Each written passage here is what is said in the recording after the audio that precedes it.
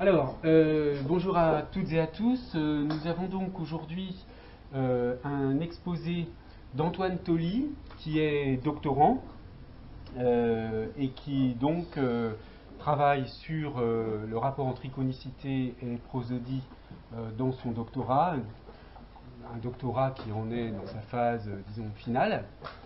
Et donc il a accepté, je le remercie beaucoup, de venir faire un exposé ici, qui nous occupera pendant l'ensemble de la séance, puisqu'il faudra bien une heure et demie pour exposer l'ensemble des notions et de ses idées, et puis ensuite on aura environ une demi-heure pour la discussion. Donc je lui laisse la parole pour commencer sa présentation. Merci. Voilà, donc ma spécialisation, c'est à la fois la prosodie, c'est-à-dire ce qu'on appelle les paramètres suprasegmentaux, donc pas les phonèmes, mais tout ce qui est lié à l'intonation, la mélodie, le rythme, etc.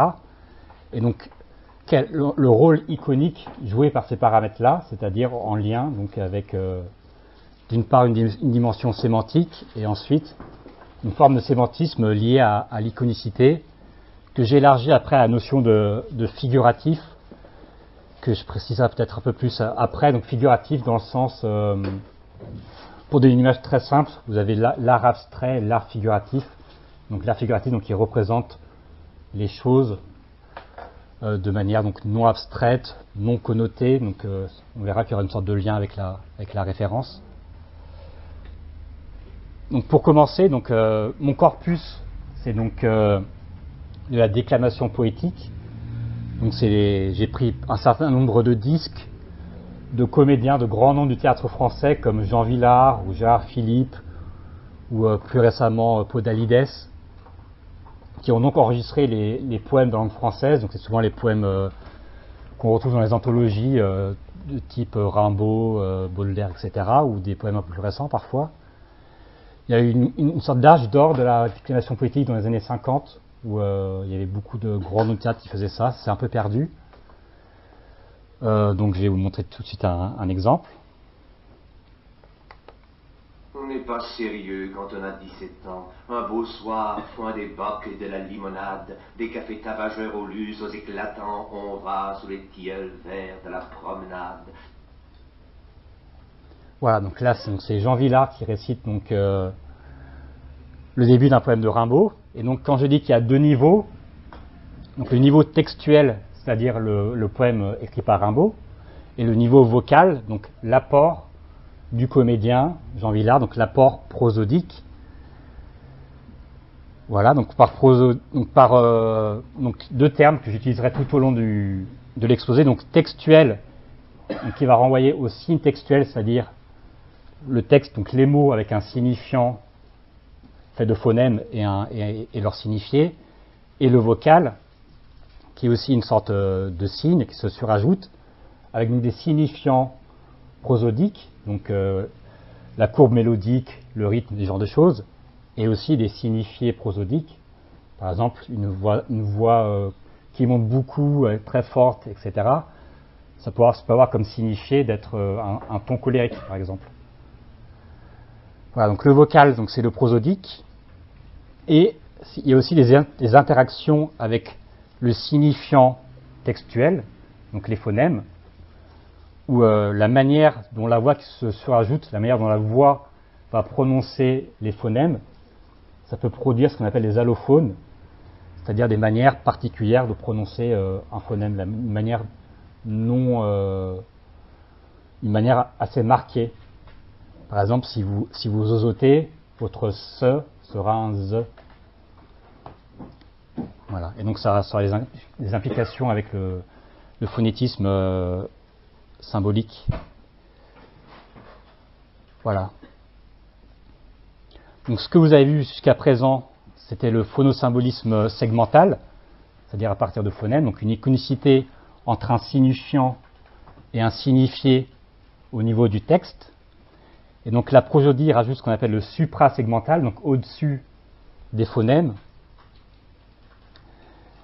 avec un signe prosodique constitué d'un signifiant vocal et d'un signifié vocal. Donc je dis deux signes, il ne faut pas non plus croire que qu'il y a un parallélisme absolu, c'est-à-dire que le signe prosodique vient un peu en support du signe textuel. Et ça, on peut le voir en prenant un exemple de ce qu'on appelle la poésie sonore, donc qui n'est pas la poésie orale que je vous fais écouter. La poésie sonore, c'est un genre particulier où on prend des mots qui n'ont pas de sens, des logatomes, et on applique une voix, une intonation par-dessus, donc des poèmes qui ont été écrits spécifiquement pour la voix. Donc un exemple célèbre qui s'appelle Caravane, qui a été fait il y a un siècle à peu près par un poète dada qui s'appelait Hugo Ball. Donc vous verrez, donc le signe textuel il est un peu annihilé, parce que c'est des mots qui n'ont pas de sens, et donc ce qui ressort surtout c'est le signe vocal. On va comprendre pourquoi je parle de prééminence sémantique du textuel sur le vocal. C'est qu'on ne comprend pas tellement quelle est l'intention de l'auteur, seulement avec des signes, avec une prééminence des signes vocaux. Joli fanto pamblao falli pambla grossigam fablauren. Voilà, donc les signes vocaux sans un signe textuel intelligible ne sont pas non plus intelligibles, ou beaucoup moins. D'où la prééminence sémantique du texte. Donc je disais donc le signe prosodique donc découpé en deux, comme le signe textuel, donc un signifiant prosodique et un signifié prosodique. Donc le signifiant prosodique, donc c'est tout ce qui sont les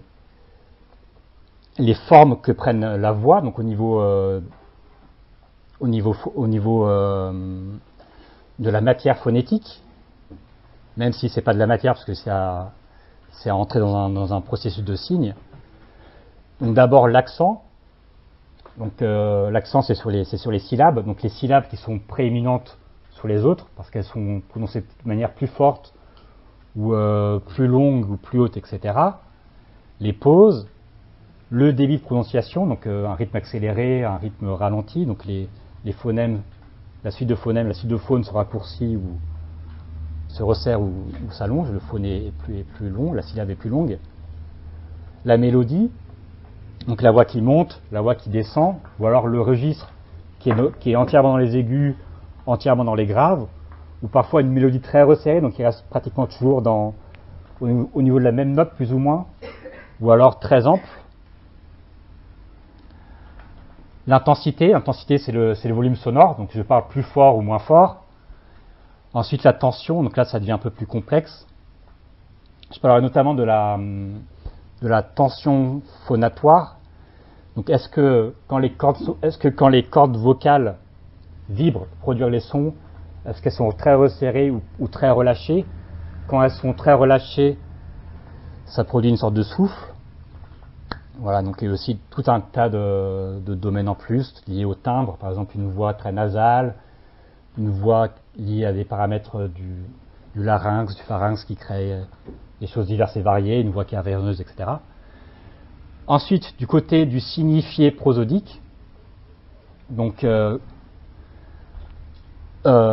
ces différents paramètres, qu'est-ce qu'ils produisent comme effet de sens?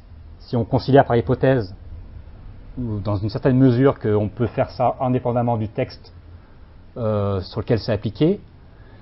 Donc la fonction de linéarisation,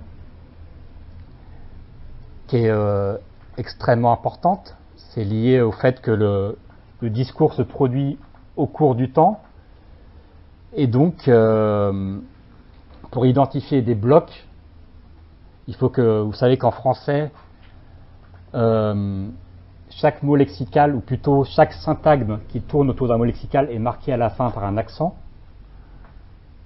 Donc si vous avez par exemple le chat est venu ce matin, vous aurez un accent sur chat, un accent sur venu, un accent sur matin. Et c'est le fait qu'il y ait ces accents qui permettent de repérer les groupes et après de créer une structure hiérarchique où on peut avoir une image de la phrase à partir des différents groupes. Donc c'est comme un arbre syntaxique, souvent c'est assez parallèle. L'arbre l'arbre prosodique, l'arbre accentuel du mot et l'arbre syntaxique.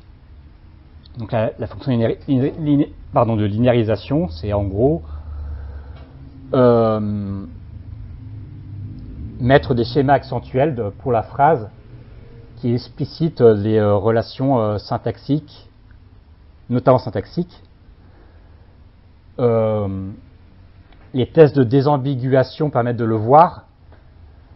Un exemple, par exemple, si vous avez le professeur de géographie du Canada, selon la force des accents, vous aurez soit un professeur de géographie canadienne, donc un professeur de géographie du Canada. Donc les deux derniers mots, ils seront sur géographie, il y aura un accent petit qui permet de rattacher à Canada et de séparer le professeur. Et si au contraire vous avez un professeur de géographie venu du Canada, vous mettrez dans ce cas plutôt géographie avec professeur, un accent plus fort cette fois-ci plus tard, et le mot canadien. Donc ça permet, la fonction première de la prosodie permet d'établir les groupes syntaxiques avec des contraintes liées au tempo, etc.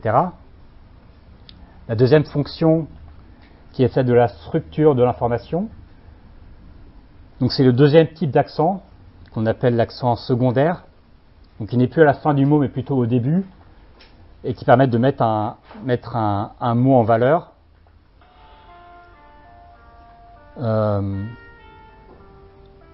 Si vous dites par exemple c'est un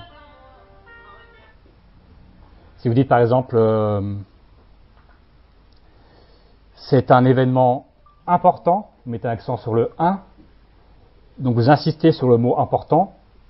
Deuxième fonction, ou alors la structure d'information. Ça peut permettre par exemple une phrase où on ne sait pas où est le thème, où est le rem. Une même phrase qui pourrait être à la fois thème, rem ou l'inverse, rem, thème. Ça permet d'identifier l'un ou l'autre. J'accélère un peu. La modalité de phrase, donc c'est la distinction entre phrase interrogative, phrase assertive. Donc l'interrogative souvent aura une fin de phrase aiguë. Assertive grave. Impérative, où la chute finale sera encore plus prononcée. Ensuite, les émotions et les attitudes, donc la voix énervée, la voix joyeuse, la voix incrédule, le tour de parole. Donc si vous voulez, par exemple, si vous n'avez pas fini de parler et que vous ne voulez pas que votre interlocuteur vous interrompe, vous maintenez un niveau sonore relativement élevé, ou au contraire, si ça se fait relativement automatiquement, si vous arrivez aux fins de votre tour de parole, au niveau sonore vont diminuer et l'autre personne va comprendre que c'est à son tour de parler. Et enfin l'identité, donc ce qui est lié à la personnalité ou aux groupes sociaux, les sociolectes. Donc par exemple la voix du journaliste qui est un prompteur, il a une voix particulière, il aura des tics de langage et ce genre de choses, donc ils sont marqués par l'intonation.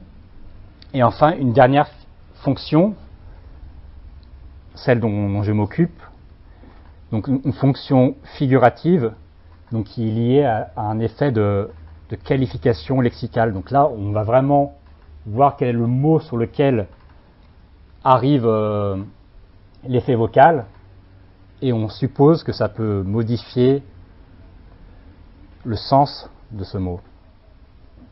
Voilà, donc rapport du vocal au textuel. Donc sur tout texte, un ajout de vocal, ça apporte une interprétation ou une lecture. C'est-à-dire un texte peut vouloir dire plusieurs choses, pas une infinité de choses, mais plusieurs choses. Et donc après, en interprétant ce texte, vous faites un parti pris. Cette interprétation, elle peut avoir relativement peu d'impact au niveau proprement sémantique du texte. Ça peut être simplement une manière de bien poser sa voix. Si vous dites par exemple, au lieu de dire un grand cheval, vous mettez un accent, vous dites un grand cheval, vous voyez que c'est une sorte d'effet d'intelligibilité, mais ça ne modifie pas le sens de cheval, ça ne rajoute pas des sèmes. Tandis que dans le second exemple, si au lieu de dire un grand cheval, vous dites un grand cheval, en fait, vous ne dites pas grand, vous dites immense, extrêmement grand. Donc vous modifiez quelque peu la structure de la qualification.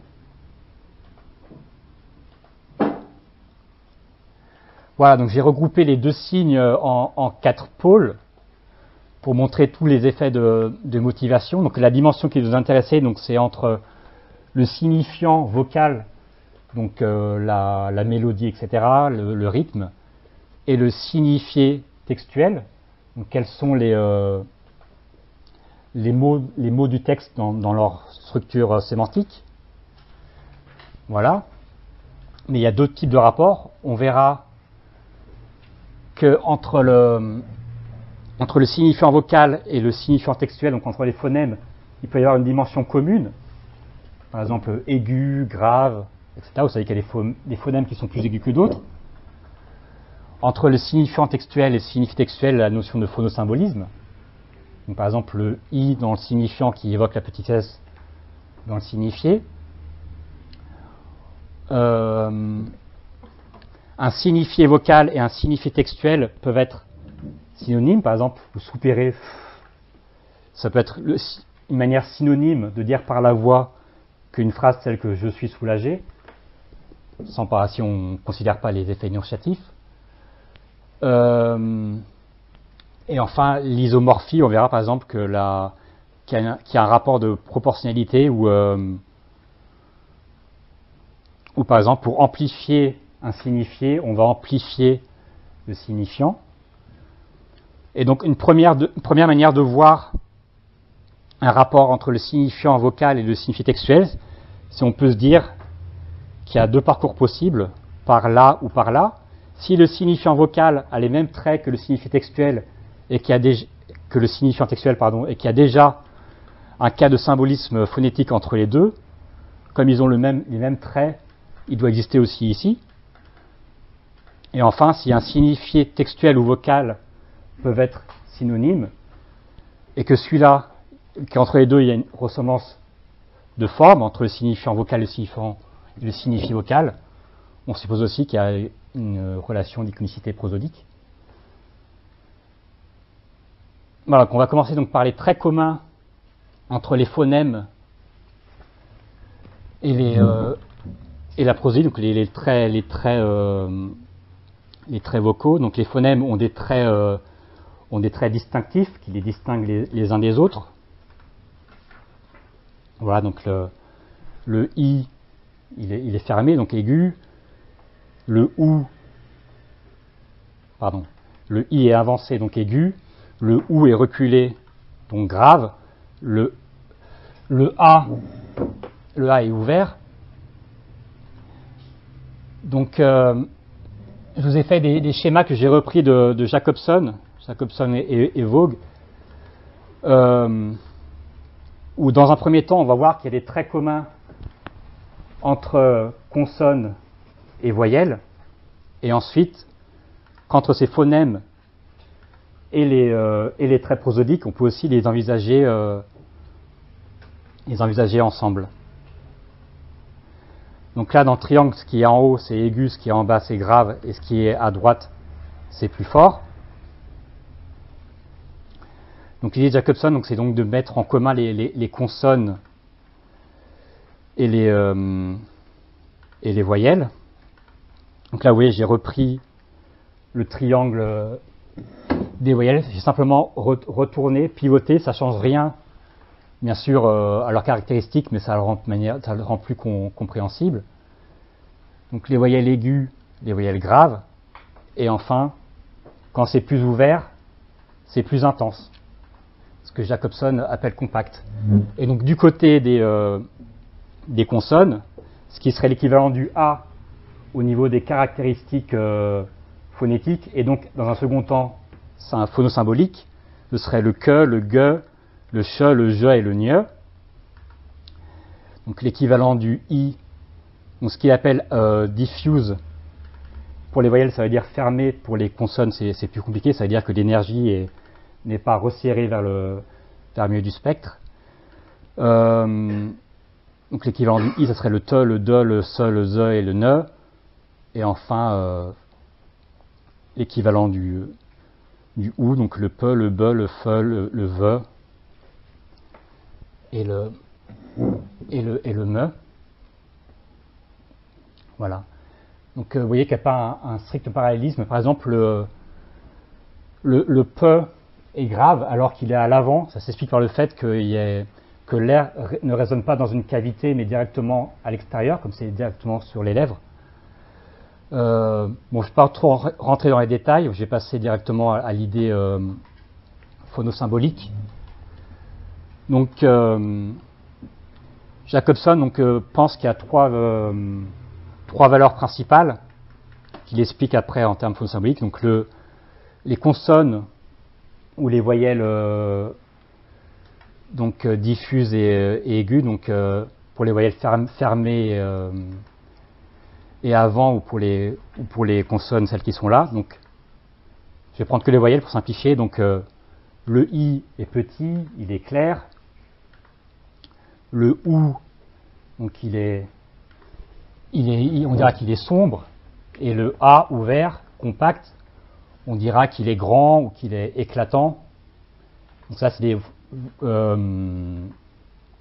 valeurs donc phonosymboliques qu'on peut retrouver aussi pour la prosodie, donc plus aigu, plus petit, plus intense, plus grand, etc. Et surtout l'idée qu'il y a une interaction donc, entre le segmental et le suprasegmental.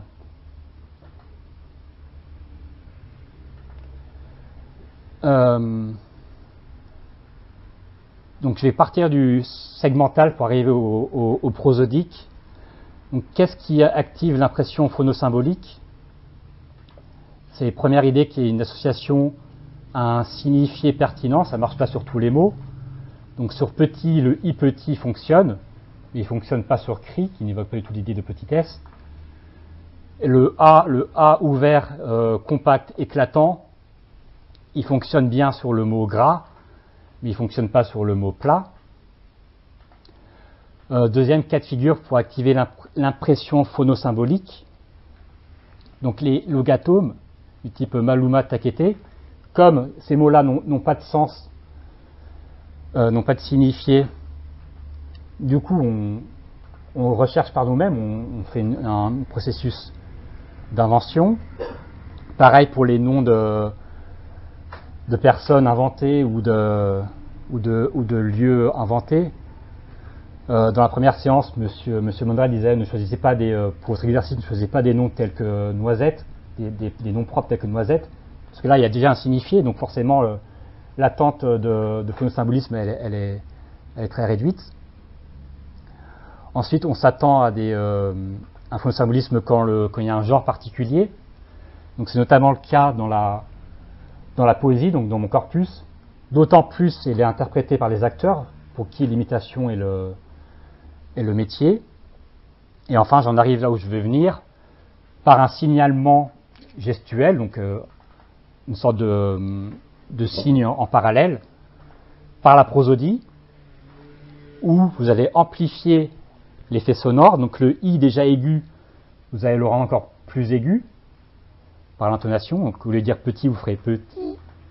Le mot gras, donc avec un A grand, vous allez le grossir par le plus au volume, vous allez dire, au lieu de dire gras, vous allez dire gras. Le mot crépiter, où vous avez une succession de trois occlusives, que, peut, il sera beaucoup plus phonosymbolique si vous amplifiez l'explosion des occlusives, donc le moment où elles explosent, donc en faisant crépiter, comme ça par exemple. Deuxième méthode, vous allez faire un arrêt sur l'effet sonore. Vous allez petit, vous allez dire petit. Donc comme le I est mis en valeur, vous dites quelle est la raison de cet arrêt, et donc vous dites qu'il y a une connotation qui pourrait être symbolique. Voilà. Enfin, c'est juste un exemple qui est assez amusant. Donc c'est le fameux poème de Rimbaud, vous savez, voyelle. A, noir corset velu des mouches éclatantes. Donc je ne sais pas si le A est noir. quand on fait des études, ceux qui s'intéressent à ça diraient plutôt que le A est chromatique, comme dit Jacobson, ou plutôt rouge, enfin peu importe. Mais ce qui m'amuse, c'est que le A, les mouches éclatantes, c'est précisément un mot qu'on emploie pour qualifier le phonosymbolisme du A. Donc là, c'est une coïncidence intéressante. Voilà, donc je passe donc aux divers paramètres prosodiques pouvant servir à l'iconicité, donc les divers signifiants vocaux. Donc du côté segmental, c'est le I, le A, etc. Là c'est plus aigu, plus rapide, etc. Donc à partir d'un signifié textuel, donc là petit, donc qui appelle l'idée de petitesse. Cette idée de petitesse peut être réalisée de plusieurs manières par un signifiant prosodique. Donc par exemple plus rapide, on compare petit et petit. Comme les phonèmes sont plus courts, le signifié semble plus court. Le relâchement phonatoire, donc petit, comme ça fait aussi un effet plus éthéré, donc plus petit. Moins de puissance, donc le mot semble plus petit parce qu'il est moins fort. Plus aigu, donc l'association typique entre l'aigu et la petitesse, le son est plus resserré. Les modifications allophoniques, donc au lieu de faire un I tel qu'on a l'habitude de faire, on va le modifier légèrement par la voix. Donc le I palatal, c'est-à-dire qu'on va avancer un peu le I, donc il sera plus à l'avant, il sera plus aigu, donc plus petit. Donc au lieu de faire petit, on fera petit. Bon, je ne le fais pas très bien, mais on aura un exemple après. Le T dentalisé, donc un T aussi plus aigu, puisque plus avancé, donc ça sera au lieu d'avoir petit, vous aurez petit. Un souffle dans le P, donc ça ne sera pas petit, ça sera petit. Ou un P reculé. Donc là, c'est un effet un peu spécial du P, comme il est tout à l'avant, et donc il n'y a pas de qualité à l'avant du P, donc il est plutôt grave. Le fait de reculer, ça crée une toute petite cavité qui fait qu'il peut devenir plus aigu. Donc au lieu d'avoir P, vous aurez P. Bon, ou enfin, soulignement du phonosymbolisme, donc vous allongez le I. Ensuite, vous pouvez cumuler ces différentes options. Et mettre en valeur par des pauses. Donc, si vous mettez une pause, vous créez une attente, etc. Vous mettez en valeur le petit. Et donc l'idée, c'est que après, si on prend dans un vrai discours, donc un texte avec une interprétation, l'iconicité prosodique et le phonosymbolisme peuvent coexister, produire les mêmes effets. Donc c'est ce qu'on appelle l'isotopie, c'est-à-dire la définition technique, donc la récurrence d'un même trait sémantique. Donc par exemple, si on prend l'exemple de petit, si vous dites une petite fillette, vous aurez à la fois l'idée de petitesse par le mot petit et par le suffixe et, donc répété plusieurs fois. Et là, les effets sémantiques sont aussi répétés plusieurs fois, soit par l'iconicité prosodique, soit par l'iconicité segmentale des phonèmes, des phones plus exactement. Voilà, donc l'exemple que j'ai pris, donc c'est pas un poème, c'est une chanson, mais ça revient au même. Donc le texte, donc c'est les paradis perdus. Donc l'idée, donc répéter plusieurs fois, c'est là qu'il y a l'isotopie, c'est qu'à chaque répétition, ce sera une manière différente de répéter la même idée sémantique. Donc dans les paradis perdus, il y a l'idée un peu de fragilité, voilà, que perdu donne à paradis, ou aussi l'idée d'élévation, donc le paradis tout là-haut, donc sachant que fragilité et hauteur, ils ont en commun le côté aigu. Et donc les différents signifiants vocaux, dans leur signifié, donc dans leur signification, vont produire, vont activer cet effet.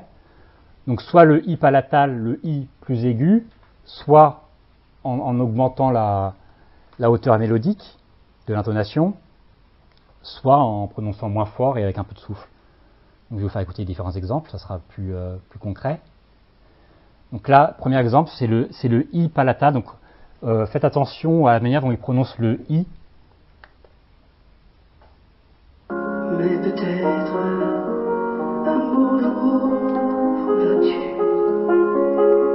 trouver avec moi les paradis perdus. Paradis, dit. Écoutez bien le I, je vais le faire répéter. Les paradis. Les paradis. Voilà, donc c'est un I, donc Les paradis. donc c'est un I plus aigu, donc qui vient activer l'idée de fragilité ou l'idée d'élévation. Donc la deuxième occurrence du refrain, il le refait avec le I palatal, donc pour montrer que c'est pas un hasard. Les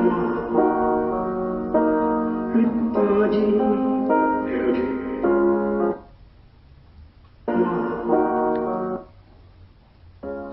Mais Alors cette fois-ci par l'élévation mélodique, donc la voix va être de plus en plus aiguë. un jour voudras-tu trouver avec moi Il monte une première fois, paradis. voilà, et le paradis a une pointe mélodique dans les extrêmement aigus. Enfin, troisième méthode, Peut-être un jour voudras-tu trouver avec moi paradis perdu. voilà, donc là il dit donc paradis comme ça tout doucement. Paradis. Donc si on les met ensemble, vous allez voir différents moyens. Les paradis. Les paradis. Paradis. Paradis. Voilà. Donc symétrie entre les deux moyens vocaux.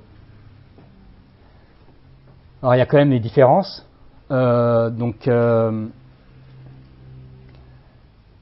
Déjà le phonosymbolisme segmental, il a des conséquences en langue. Il peut organiser le lexique.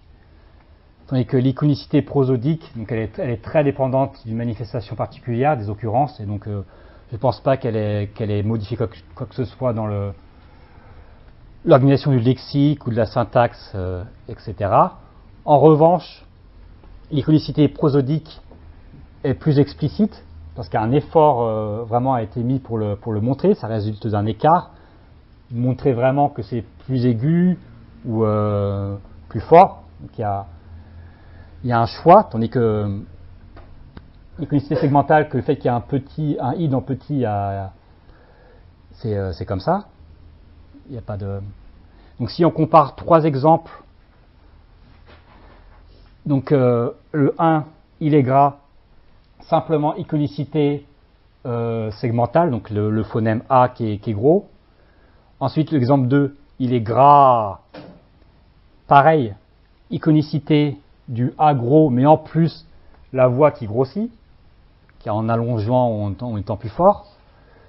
Et enfin, troisième exemple, pareil, la prosodie qui grossit, mais un OU qui en lui-même n'évoque pas l'idée de grosseur. Si vous dites « il est lourd », vous voyez quand même que le mot est lourd, il est prononcé de manière lourde, de manière iconique, sans que le phonème lui-même soit symbolique. Et donc, ce que ça montre, c'est que donc l'effet prosodique est beaucoup plus saillant que l'effet simplement segmental. Voilà, donc à quoi sert l'iconicité prosodique? D'abord un rôle stylistique important, comme dans la chanson, là ça produisait ce qu'on appelle l'illusion référentielle, c'est-à-dire on a davantage immersif, donc les choses représentées semblent y être un peu plus, si on peut dire les choses comme ça. Mais aussi, il y a tout un travail à établir sur le rapport entre la voix, le vocal, et son rapport donc au lexique, au sémantisme lexical, etc.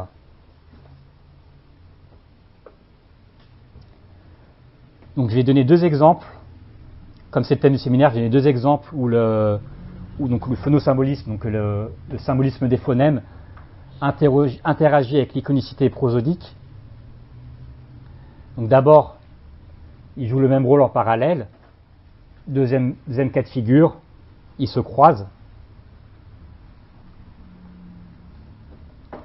Donc d'abord, premier cas de figure, un vers de Rimbaud, prononcé par Jean Vilar, tout en faisant trotter ses petites bottines. Tout en faisant trotter ses petites bottines. Voilà, donc l'idée c'est que le son, le signifiant sonore, mime les petits pas saccadés du sens ou de la référence. Donc d'abord le côté petit, parce que c'est des petites bottines, et ensuite les côtés saccadés. Donc petit, pourquoi? D'abord des phones peu intenses, c'est-à-dire des occlusives par définition peu intenses, donc le pe, le be et le te, donc qui sont peu intenses comparés par exemple au que. Les voyelles diffuses, c'est-à-dire les voyelles fermées, donc le i et le o, donc qui donnent l'idée de petitesse. Et surtout, parmi ces phonèmes-là, le i et le te, qui sont aigus, donc non seulement peu intenses, mais aussi aigus, donc doublement petits. Donc ça, c'est côté phone symbolique, segmental, et du côté prosodique, il y a la rapidité, donc le fait que les syllabes soient courtes, que les phonèmes soient raccourcis. Ça donne aussi l'idée des mouvements courts, par iconicité. Enfin, la saccade, donc il faut imaginer les petites bottes qui marchent comme ça. Donc en début de syllabe, donc les occlusives, également en début de mot, puisque quand c'est toujours, les consonnes au début ont toujours un rôle plus important que quand elles sont plus à l'arrière. Et enfin, le schéma alterné réitéré des occlusives graves aiguës, donc à la fois des petits sons brefs, petites explosions, et en plus l'alternance entre put, but, donc, qui fait, comme il y a une alternance, les sons sont mis en relief un peu. Et enfin, prosodiquement, l'effet conjoint, c'est que on mettra un peu plus d'effets articulatoires sur les consonnes et un peu moins sur les voyelles qui sont relativement courtes, si on analyse le signal. Voilà. Et enfin, il faut toujours penser à légitimer sémantiquement l'analyse. Donc le poème parle de ça, donc l'idée que c'est une jeune fille qui fait un peu de la séduction comme ça. Donc ses petits pas saccadés y participent. Le terme trotté, donc diminutif, le terme petit, etc. Donc là, on a le cas où donc les deux cas de figure d'iconicité fonctionnent en parallèle. Ensuite, le cas de modification allophonique, où là, c'est la prosodie va venir dans la structure du phone, donc du segment. Donc, par exemple, dans la structure du E, et va le modifier pour créer un effet symbolique. Donc la prononciation contextuelle, donc hors contexte aveugle, c'est le phonème E, par définition, parce que c'est ce qui fait le signifiant du mot en langue. Et comme en langue il est comme ça, on peut se permettre de le modifier en parole, dans le discours, en un autre son qui sera suffisamment proche pour faire penser au E de aveugle, mais qui en plus rajoute une connotation iconique. Donc là, c'est le E, donc qui est une voyelle mi-ouverte, antérieur arrondi, on le fait reculer en E, donc il est plus antérieur, il est central. Et donc le fait qu'on le recule, ça produit le même effet que si on avait eu que celui qu'on peut avoir dans certains mots pour le OU par exemple, c'est-à-dire l'effet arrière, sauf que au lieu que ce soit la position fixe, c'est la dynamique. Donc le trait plus arrière au sein du signifiant prosodique entraîne le trait sémantique sombre au sein de la référence ou du signifié. Bon, j'hésite entre référence et signifié. Dans la mesure, donc les conditions où le fait qu'il y ait eu un allophone, il faut bien qu'on l'explique, que arrière évoque sombre, dans la mesure bien sûr où sombre est présent contextuellement, il est actif par le fait qu'on ait le mot aveugle. Dans aveugle, vous avez le sème sombre, l'idée sémantique de sombre. Donc je vais vous faire écouter l'exemple, et après je vous ferai écouter des voyelles isolées pour peut-être mieux le voir, parce que c'est pas forcément évident à repérer. Sous l'aveugle océan à jamais enfoui. Voilà. Donc d'abord, j'ai pris des phonèmes faits en laboratoire. Donc par l'université de Colombie-Britannique, donc un phonéticien qui a enregistré donc les positions exactes des phonèmes, si tant est que ça existe, parce que c'est un peu dépendant des langues, mais là il a pris une sorte de moyenne. Donc d'abord le E du français, le E avancé, et ensuite ce signe-là, donc le E reculé. Donc écoutez la différence.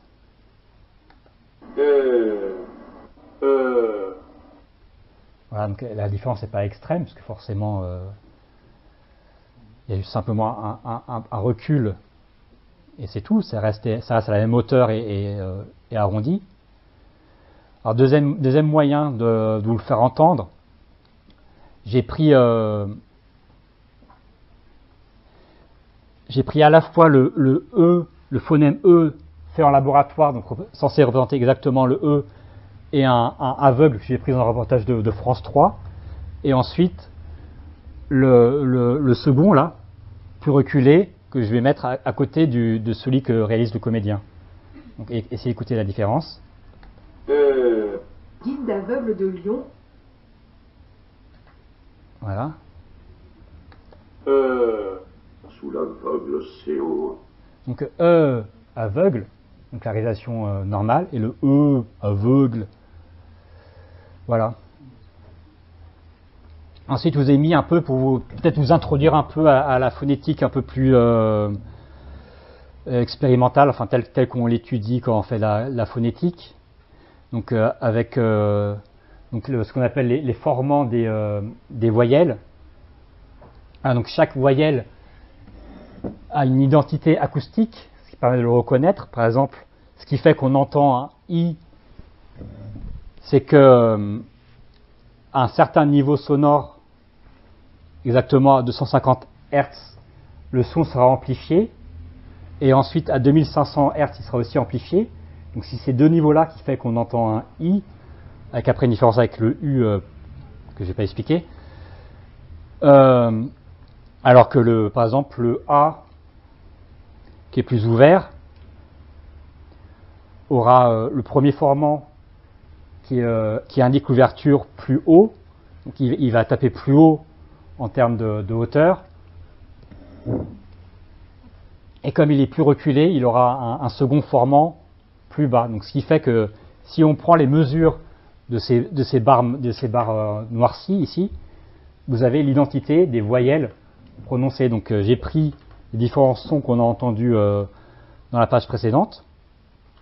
Donc là, le phonéticien, donc le E du français, donc le E avant, ensuite le E reculé. Donc vous voyez, même niveau de hauteur, parce qu'on a gardé la même aperture. Donc le premier formant qui indique le niveau de hauteur, il reste le même. Et par contre, le second formant qui indique si c'est plus ou moins avancé ou reculé, donc qui dit plus reculé dit plus grave, il diminue un peu. et le E que fait le comédien, vous voyez qu'il est le second formant et à ce niveau-là. Donc si on prend la ligne, vous voyez qu'il est plus bas que le E typique, le E qui est le phonème français. Ça montre par la méthode expérimentale qu'il y a bien eu un recul apte à faire l'effet sémantique.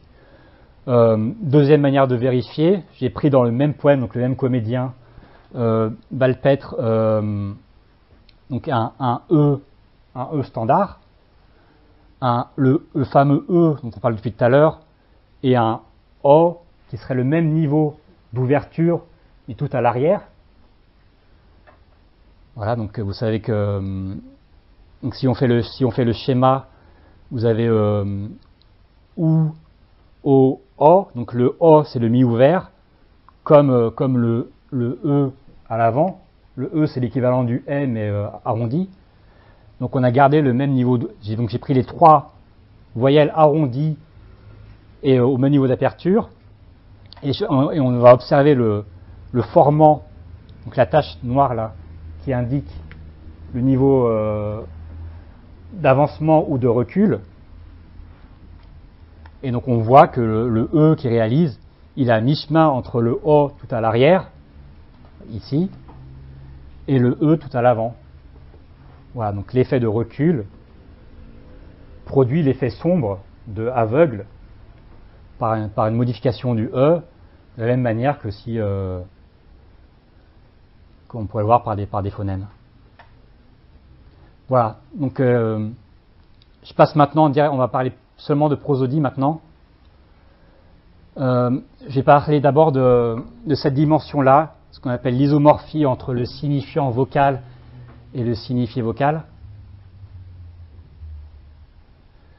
Voilà, donc des rapports de forme en fait. On hésite à parler d'iconicité puisque c'est le même signe en fait dans sa partie signifiant, sa partie signifiée. Il n'y a pas un second signe connotatif qui se rajoute. Donc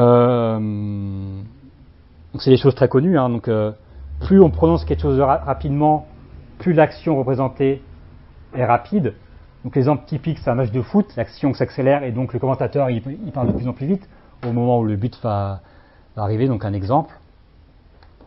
On n'entendait pas la musique, tout le monde parlait, personne ne jouait. Mais dans un coin, un homme se taisait. Voilà, donc les gens qui parlent, ils l'expriment de manière très rapide. Et enfin, celui qui est dans un coin et qui est immobile, tout d'un coup, il ralentit la vitesse. Et donc ça fait figurer donc cette lenteur de l'action par la lenteur de prononciation. Autre exemple, plus vous aurez une voix haute, plus vous serez surpris. Si vous faites une surprise, donc la surprise est haute, l'accent de surprise. Et si vous rajoutez encore de l'aigu, vous serez extrêmement surpris. Voilà, pareil, plus votre colère, le ton de votre colère sera fort, plus vous montrez à quel point vous êtes en colère. Donc plus le signifié de colère sera fort en fonction du degré de force du signifiant de colère. Voilà, donc force de la pause, force de la rupture thématique. Donc ça, c'est ce qu'on rencontre souvent dans les récits, oraux, où si vous changez de sujet, vous mettrez une longue pause. Voilà. On peut aussi parler du degré d'accent. Plus l'accent est fort, plus la séparation entre les niveaux entre les groupes syntaxiques est forte, etc. Donc il y a beaucoup d'analogies comme ça entre le signifiant prosodique et le signifié prosodique. Voilà, mais le problème c'est qu'en règle générale, on ne sait pas quel est le sens d'un signifiant vocal pris de manière isolée, donc sans texte. On peut se demander, est-ce qu'ils ont une racine sémantique commune? Par exemple, l'idée que quand toutes les différentes valeurs aiguës seraient l'idée d'ouverture ou les valeurs graves l'idée de fermeture. Par exemple, là, donc une voix grave, ça peut exprimer à la fois l'assertion et le sérieux. Donc on peut se dire entre les deux, il y a un lien, celle d'un savoir. Voilà, j'asserte quelque chose, donc je pose mon savoir. Et le sérieux, c'est la personne qui prend un ton sérieux, c'est aussi le ton de la personne qui sait. Donc là, ça serait plutôt polysémique, donc il y aurait une racine sémantique commune. Et si on prend là, le grave peut à la fois exprimer la tristesse, quand on est triste, on a une voix grave, ou lié à la structure de l'information, les choses plus contextuelles, donc qui rappellent ce qui a déjà été dit avant, ou qui n'apportent pas d'informations nouvelles, sont dites sur un ton plus grave que ce qui est plus nouveau dans les discours. Donc là, on a plutôt l'idée que c'est homonyme. Si les deux sont graves, c'est que c'est une sorte d'hasard. On peut pas tout mettre. On peut pas trouver une figure commune qui expliquerait tout. Ou alors, si on cherche, ça devient tellement général que finalement, l'étiquette qu'on donne est elle-même polysémique et ce genre de choses. Voilà. Alors j'en arrive, on va avancer un peu, donc je vais donner des exemples d'iconicité donc prosodique. Donc là j'ai choisi le rythme, et ensuite le rythme et l'idée de regroupement. Le rythme peut exprimer plusieurs choses différentes, par exemple donc là on aura une forme d'analogie entre la densité du rythme, l'union du rythme, donc le resserrement du rythme, et la densité ou l'union de la référence, du signifié. Par exemple, l'idée de regroupement, donc elle est exprimée textuellement par ne s'était jamais quitté. Donc dans la référence ou dans le signifié, il y a l'idée qu'ils sont ensemble, et le fait que simplement le sonore soit si resserré, ça mime cette idée-là. Deux matelots qui ne s'étaient jamais quittés, deux matelots qui ne s'étaient jamais parlé. Donc, vous voyez, donc quand il dit qui ne s'était jamais quitté, il accélère par rapport à tout le reste. Et donc, le fait qu'il condense comme ça produit cette idée d'inséparabilité qui est exprimée par le texte. On est frappé par la ressemblance.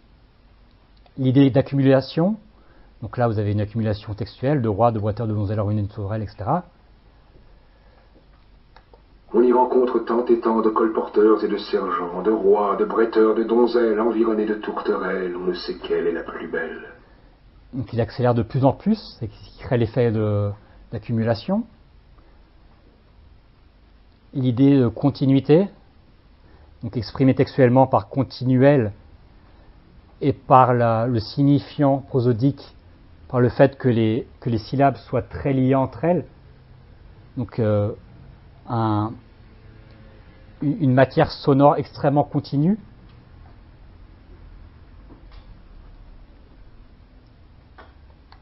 Elle la redemande pour d'autres ouvrages. Cette recrue continuelle du genre humain, je veux dire les enfants qui naissent. Ah, donc pas un seul trou dans le sonore, ce qui mime la continuité exprimée par le texte.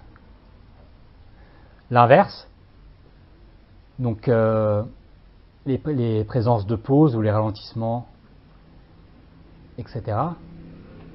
Scindage dans la prosodie, scindage dans le référent. Je donne directement un exemple. Il y vient aussi nos ombres que la nuit dissipera. Donc dissipera, donc l'idée que les choses sont séparées entre elles comme ça, et il fait, pour l'exprimer, il détache les syllabes. Un autre exemple qui dit la même chose. Et d'un souffle, il a tout dispersé sur les flots. Disperser, qui mime le dispersement. La séquentialité, donc là il va prononcer 1 à 1, il va mettre des pauses, là où normalement c'est une sorte d'expression qui se dit d'une seule traite. Donc ça va mimer l'idée que c'est l'un après l'autre. Alors je levai un à un les voiles.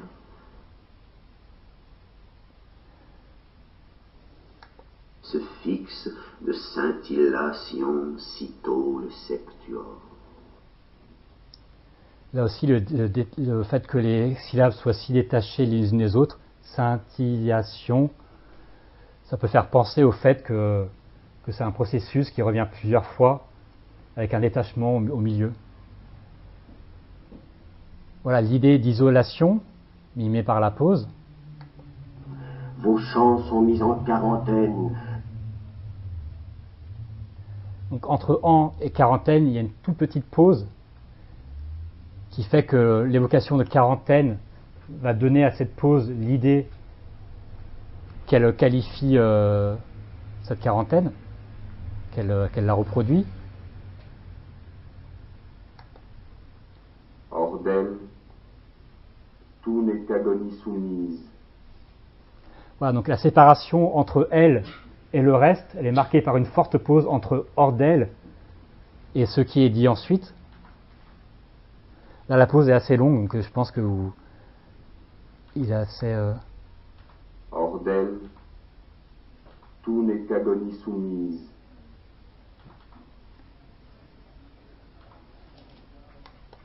La mousse imperceptible est indigne de toi. Oiseau, dit le soleil. Alors là, c'est une fable de Lamartine entre l'aigle et le soleil. Donc l'aigle veut parler d'égal à égal au soleil. Et le moment où la parole de l'aigle s'arrête et le soleil prend la parole, il y a une très longue pause. Et c'est ce qui signifie de manière symbolique toute la distance qui en fait sépare l'aigle et le soleil.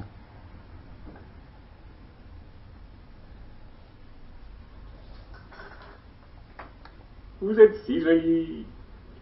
Mais la barque s'éloigne. Qui donc a fait pleurer?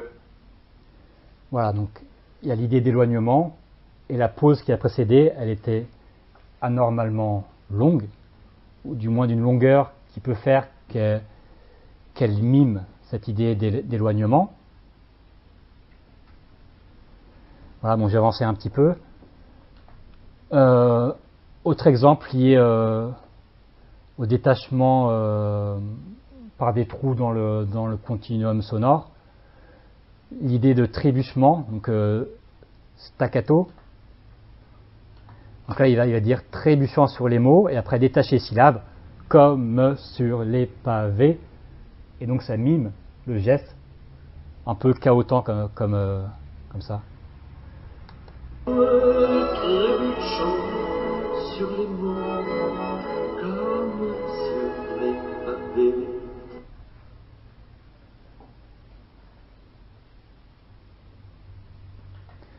Voilà, donc là j'ai passé à une dimension un peu plus systématique. Comment fonctionne donc l'iconicité prosodique par rapport au signifié textuel.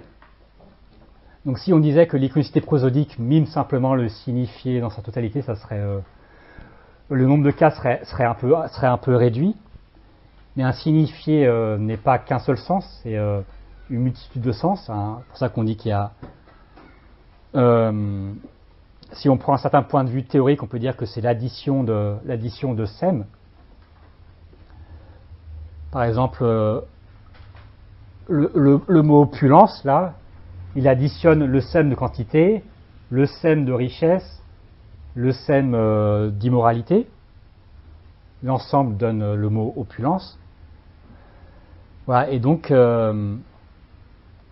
la voix donc, active de manière iconique les sèmes textuels, elle crée la relation iconique de manière plus ou moins contextuelle. Donc d'abord, on peut avoir l'impression que ça mime tout le signifié. Par exemple, petit dit de façon petite, là c'est pratiquement tout le signifié qui est imité.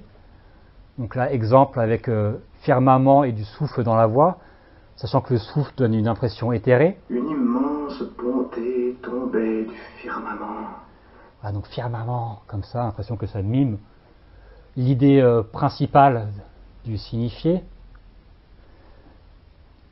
Ou alors, deuxième cas de figure, seulement un sème, donc, mais un sème inhérent, c'est-à-dire qui fait partie de la définition même du mot.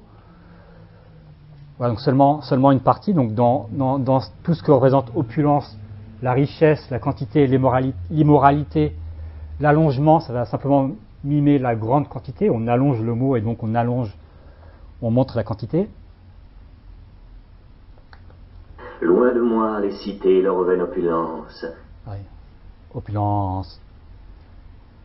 Ensuite, un sème prototypique, c'est-à-dire un sème qui n'est pas dans le mot lui-même, dans sa définition, mais qui est très fréquemment associé. Par exemple, l'exemple que donne Bernard Potier, c'est l'idée que, par exemple, le fait que le soleil soit brillant, il dit exactement, l'image du soleil, c'est un soleil qui brille et pas un soleil caché par les nuages. Donc ni le fait que le soleil ne soit pas caché par les nuages, mais qui brille, c'est pas dans la définition même du mot, mais c'est simplement le lien que l'on fait de manière intuitive. Et donc là, pareil, je voulais d'abord écouter l'exemple. À la réunification et à la démolition des trônes. Donc réunification est dit de manière lente, puisqu'on suppose que réunification pour un certain temps, et au contraire, démolition est dit de façon très rapide. Même si une démolition peut être lente, elle peut être lente ou rapide, elle est généralement rapide, et donc ce ton de voix très rapide active le sème prototypique de démolition, de vitesse au sein de l'idée de démolition. Voilà. Et enfin, le sème peut ne pas être dans le mot lui-même, mais dans le syntagme élargi, donc là dans l'adverbe qui qualifie nourri, donc rajoute à nourri un sème de quantité qui n'est pas originellement, et ça suffit, cet indice textuel, à faire que l'allongement qu'on va entendre dans nourri qualifie le mot lui-même, sachant que le mot a déjà été intensifié par l'adverbe du contexte. Enfin, donc une méthode plus indirecte. Comme de la chair que trop avons nourri. Ah, donc nourri. Les deux points, ça veut dire allongement. Donc normalement, on en met un seul pour dire un allongement régulier, et là, les deux, ça veut dire qu'il est vraiment très prononcé. Et enfin, on peut avoir des exemples où là, le décalage entre l'indice textuel et la manifestation prosodique est de plus en plus forte. Pendant que déployant ses voiles. Voilà, donc les voiles sont allongées dans le sens où les voiles sont déployées. Voilà, donc c'est, je pense, en prenant ce genre d'exemple qu'on arrivera vraiment à dire plus précisément où se situe avec quoi se fait l'iconicité du côté du signifié. Donc est-ce que c'est avec la référence, est-ce que c'est avec le signifié du syntagme ou est-ce que c'est simplement le contexte qui fait rajouter un sème au mot lexical, etc.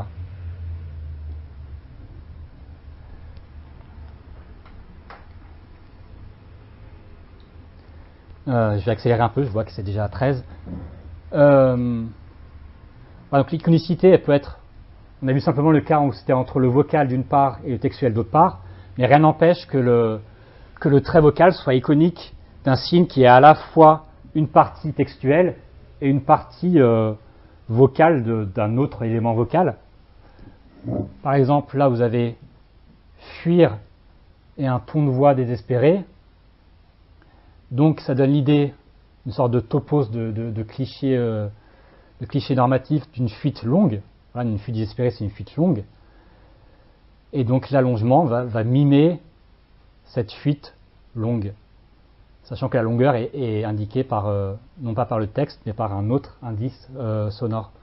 Fuir là-bas, fuir.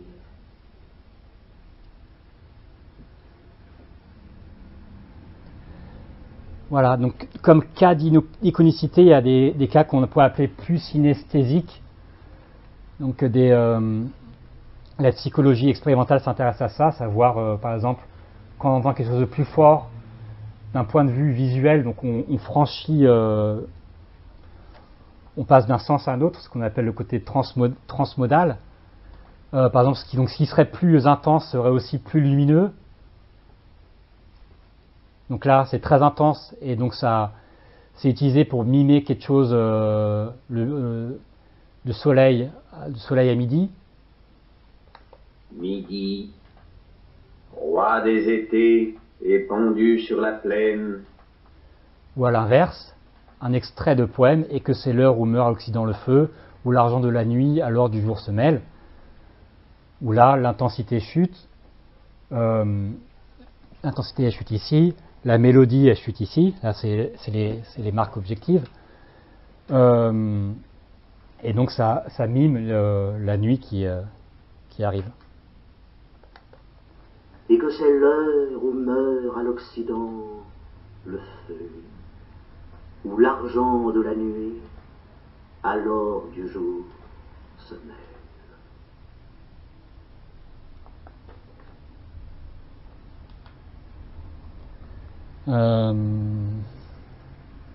Vous pensez que c'est à peu près écart? J'essaie de terminer rapidement en 10 minutes ou je fais... Oui. Il doit en rester une dizaine, je pense. Ouais. Alors je vais essayer d'aller très vite, ça sera peut-être pas forcément compréhensible. Éventuellement, on y reviendra aux questions si nécessaire. Voilà. Donc là, j'ai juste résumé. Donc l'idée, c'est que jusqu'à présent, quand on mime, par exemple,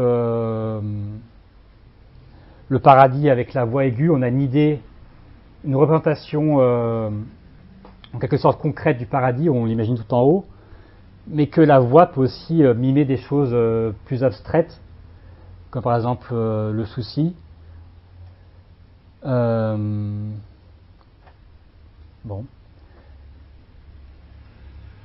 On fait juste conclure en parlant des isotopies. Donc isotopie, j'en ai déjà parlé, c'est quand un sème est répété donc, sur la chaîne textuelle. Je vais donner directement un exemple. Je suis le ténébreux, le veuf, l'inconsolé. Donc là, vous avez ténébreux, veuf, inconsolé. Donc à chaque fois, les communes d'abandon. Donc là, la voix, simplement, elle met en valeur l'isotopie en mettant une pause importante après chacun de ces mots-là. Ou alors, de manière iconique, elle peut produire le même effet aux mêmes endroits. Donc là, vous avez les soleils vous avez l'isotopie de l'horizontalité, couchant, revête, les champs, les canaux qui sont plutôt plats. Et l'allongement, donc couchant, ça va mimer en renfort cette horizontalité. Les soleils couchants revêtent les champs, les canaux, la ville entière, d'hyacinthe et d'or. Et enfin, l'hypothèse que un trait sonore, un trait prosodique, pourrait rajouter, donc là ça vient en renfort, mais pourrait aussi ajouter de nouvelles formes venant se joindre à l'isotopie.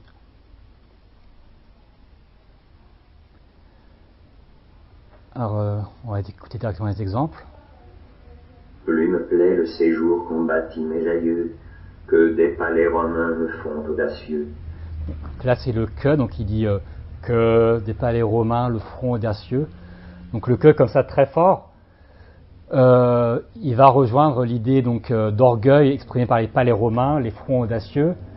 Et donc la voix, l'hypothèse, c'est que la voix profite que le mot que soit un mot fonctionnel, n'est pas en lui-même déjà un ensemble de sèmes qui produirait un effet, pour pouvoir imposer son propre effet sémantique qui va avec les autres. Enfin, prolongement de l'isotopie textuelle, Donc voir d'où verger sur vos fronts les fruits pendre, les fruits d'un chaste amour dans vos bras courir, et sur eux appuyer, doucement redescendre. C'est assez pour qui doit mourir. Donc vous avez l'idée de hauteur, de verticalité, pendre, appuyer, redescendre. Et à chaque fois, la voix participe à l'isotopie. Par exemple, pendre, comme c'est la hauteur, il y a une voix aiguë. Appuyer, descendre, on descend, donc la voix descend dans les graves. Et ce qui est intéressant, c'est ce cas-là de mourir.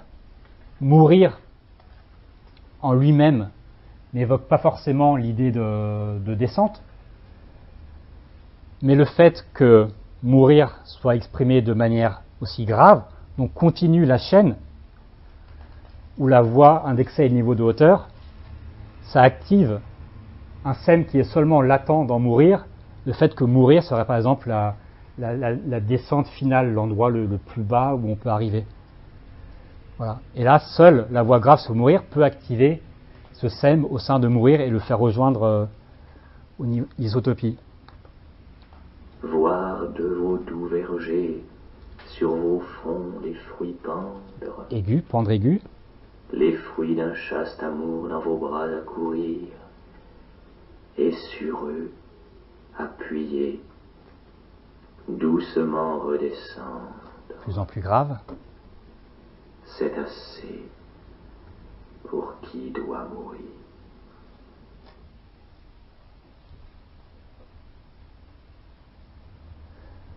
Bon. Donc j'arrive à la conclusion. Donc l'idée c'est que donc qu'on pourrait étendre l'iconicité à des cas un peu plus latents en ayant une sorte de, à force de connaître les mécanismes d'association, on pourrait avoir moins d'indices textuels qui feraient penser à l'association entre le sonore et la chose représentée par le texte, mais quand même qui serait suffisant pour l'exprimer. Par exemple, un avion qui vole dans le ciel, vous prenez une voix douce, il n'y a aucun indice qui permet de dire que la voix douce vraiment exprime le vol, mais simplement avec ces connaissances iconiques-là, et avec le fait que si on prenait le paramètre inverse, un avion qui vole, l'avion aurait vraiment du plomb dans l'aile, il ne volerait pas vraiment, on peut arriver à une sorte d'imitation un peu latente qui invite à la rêverie poétique. Voilà, merci.